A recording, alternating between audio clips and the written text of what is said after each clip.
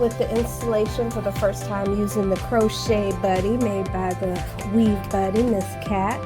And this is our first time we've done net crochets before, but not using this particular unit.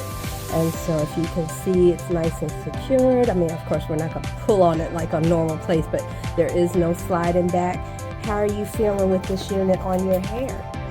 Feeling very well. Okay. Comfort-wise? Very comfortable. Not any problems. Doesn't feel tight or anything. It's very comfortable, very natural. Wonderful. Well, we will definitely do some follow-up. This is going to be week 1, and so we'll follow along to see as far as the security in comparison to what we normally do as far as any slippage or any kind of things with it. But again, this is our first experience with the Crochet Buddy, and hopefully it will not be the last.